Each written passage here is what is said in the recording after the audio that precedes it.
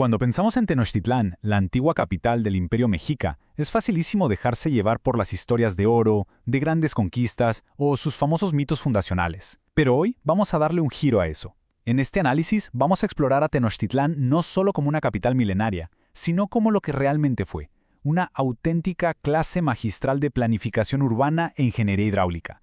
O sea, era una verdadera Venecia de Mesoamérica. Vamos a desmenuzar su increíble ingenio técnico, desde su asombroso manejo del agua hasta un urbanismo que, francamente, estaba siglos adelantado a su tiempo. Comencemos. Para darles una idea de cómo estructuraremos el recorrido de hoy. Primero, mito y realidad. Segundo, la cuadrícula urbana. Tercero, las redes hidráulicas. Cuarto, la higiene avanzada. Y 5, el colapso estructural. Pasamos a la sección 1, mito, realidad y fundación. Para entender la ingeniería de esta ciudad, primero tenemos que ver sus bases, literalmente sobre qué se construyó. Y aquí, la arqueología nos cuenta una historia muchísimo más fascinante que las leyendas. Todos conocemos la famosísima imagen del águila devorando una serpiente sobre un nopal, ¿verdad? Es un relato súper arraigado en la cultura. Pero la realidad histórica, y esto lo respaldan expertos como el arqueólogo Eduardo Matos Moctezuma, es que los fundadores venían de un larguísimo peregrinaje de 260 años desde Aztlán. No fundaron la ciudad por una revelación mágica, sino por algo mucho más práctico. Estaban agotados.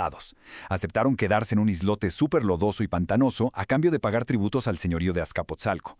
El mito del águila y la serpiente, de hecho, se lo inventó mucho después el cuarto tlatoani, Itzcoatl, básicamente para darle un toque glorioso y divino a un asentamiento que fue pura supervivencia estratégica.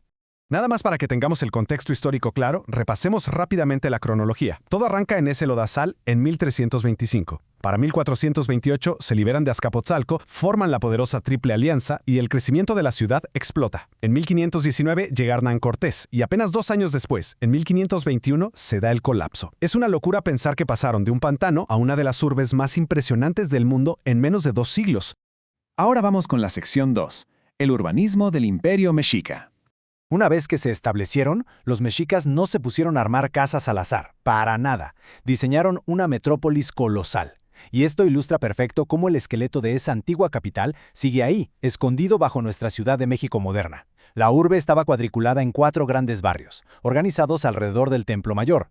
Barrios antiguos como Cuepopan o Moyotlán, hoy en día son lugares como la Colonia Guerrero o el Centro Histórico. Y este orden no fue casualidad, tenían a un funcionario, el Calmimilócatl, que básicamente fue el primer planificador urbano de América. Su único trabajo era vigilar que nadie, absolutamente nadie, invadiera las calles o los canales. Mantenían una geometría perfecta que ya quisieran muchísimas ciudades de hoy en día. 70,000. Pensemos un segundo en ese número. Ese es el asombroso nivel de personas que el mercado central de Tlatelolco atendía todos los días. Para que se den una idea, es como meter a la capacidad máxima de un estadio de fútbol moderno a comprar y vender diario en un solo núcleo comercial. Un triunfo logístico de verdad inigualable para la época. Y no lo decimos solo nosotros. Las propias palabras de Hernán Cortés reflejan este verdadero impacto. Los españoles estaban simplemente pasmados.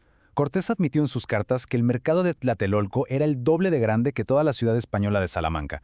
Y lo que más le voló la cabeza no fue el tamaño, sino el orden estricto. Todo estaba súper regulado. Cada tipo de mercancía tenía su pasillo específico y jamás se mezclaban. Una organización comercial impecable. Entramos a la sección 3, la red hidráulica y las calzadas. Y bueno, pasando de las calles al agua, aquí es donde los mexicas demuestran que eran unos maestros absolutos de su entorno. Tenían un problema gigante. Estaban sobre el lago de Texcoco y el agua era salada. No servía ni para tomar ni para sembrar. ¿Qué hicieron? Construyeron diques masivos para represar y separar el agua dulce de la salada. Además, levantaron 3 colosales calzadas elevadas hacia el norte, sur y oeste para conectar la isla con tierra firme. Por los canales navegaban, escuchen esto, hasta 50,000 canoas en un día normal. Y el toque de genialidad táctica, los canales cruzaban estas calzadas con puentes de madera móviles. Se quitaban para dejar fluir el agua, claro, pero también servían como defensa instantánea. O sea, levantaban el puente y la ciudad quedaba totalmente aislada en caso de ataque. Y hablando de agua, hablemos de los acueductos gemelos, que el cronista Bernal Díaz del Castillo describió con el ancho de un buey. Como el agua era salado, el agua potable tenía que llegar desde manantiales lejanos. Así que construyeron no 1, sino 2 canales gruesos. Era un sistema a prueba de fallos. Mientras un canal mandaba agua fresquecita a la ciudad, el otro se cerraba para vaciarlo y darle mantenimiento a fondo. Así de sencillo, literalmente nunca se quedaban sin agua. Sección 4, higiene avanzada y reciclaje. Y ya que hablamos de agua limpia, es hora de tumbar ese mito de que en la antigüedad todo mundo era súper sucio. Tenochtitlán tenía cerca de 200.000 habitantes y su sistema de higiene estaba siglos por delante de Europa. Era pura sustentabilidad. A ver, la basura y desechos orgánicos de tanta gente habrían causado pandemias terribles, pero los mexicas instalaron letrinas en casas, mercados y hasta en los caminos, y en lugar de tirar los desechos al agua, unas canoas especializadas recolectaban esta biomasa a diario. Se la llevaban a las afueras y la usaban directo como un superfertilizante orgánico para las chinampas, sus zonas agrícolas.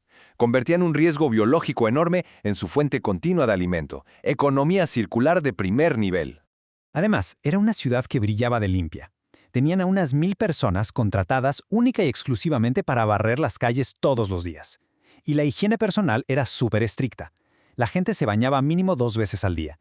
Dicen que Moctezuma II lo hacía hasta 4 veces. Usaban la raíz de una planta llamada copal xocotl, que hacía espuma como el jabón y servía para cuidar la piel. Nada más contrastemos eso con las grandes ciudades europeas de la época, que no tenían ni drenaje. Pero todo esto nos lleva a una gran pregunta. Ante una metrópolis flotante tan blindada, que produce su propia comida, recicla todos sus desechos y encima puede levantar sus puentes cuando quiera, ¿cómo demonios es posible derrotarla militarmente? Eso nos lleva a la sección 5, asedio y colapso estructural. La respuesta a esta pregunta es una de las tragedias estratégicas más grandes de la historia. Irónicamente, las mismas arterias que le dieron vida a este gigante urbano se volvieron su trampa mortal. Hernán Cortés, al mando de unos 1.300 españoles, pero respaldado por más de 200.000 guerreros indígenas aliados que querían liberarse a toda costa del dominio mexica, analizó el diseño de la ciudad y usó su propia grandeza en su contra. Armó un asedio implacable de 80 días. Primero, cortaron los famosos acueductos gemelos, 200.000 personas sin una gota de agua dulce. Luego, bloquearon militarmente las 3 calzadas elevadas. Y finalmente, demolieron los pueblos enteros alrededor del lago para tirar los escombros al agua, trabar a la flota de canoas y ahogar por completo sus suministros. El colapso estructural fue rapidísimo y devastador. Su brillante red hidráulica ahora no servía de nada. Sin manantiales, los ciudadanos, ya desesperados, tuvieron que beber la misma agua salada e insalubre del lago estancado, lo que desató mortales brotes de disentería. El alimento dejó de llegar. El hambre llegó a niveles tan extremos que, según las fuentes históricas, los mexicas comenzaron a comer cortezas de árboles, barro y hasta cuero de los escudos para sobrevivir. Todo el sistema logístico de la metrópolis se había congelado. El costo humano fue catastrófico. Si miramos los registros basados en los propios relatos de Cortés, cerca de 50.000 habitantes murieron no por flechas ni espadas, sino pura y exclusivamente de hambre y enfermedades por la interrupción urbana. Otros 67.000 perecieron en los combates calle por calle, y a esto súmenle la viruela, que ya había debilitado trágicamente a la población, cobrándose la vida incluso del mismísimo Tlatoani Cuitláhuac. Y así llegamos a ese sombrío 13 de agosto de 1521. Tras el asedio y la captura del último gobernante, Cuauhtémoc, la ciudad cayó.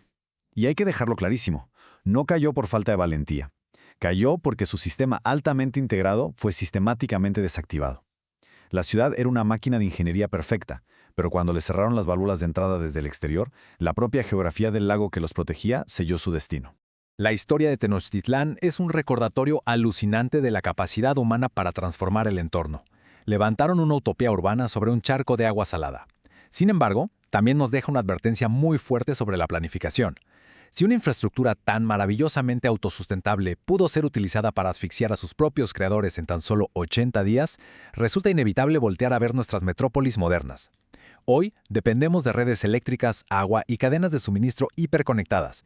Son maravillas tecnológicas, sin duda, pero a la luz de este análisis, ¿cuáles podrían ser los talones de Aquiles escondidos bajo nuestras ciudades el día de hoy? Es algo para pensar profundamente. Hasta la próxima.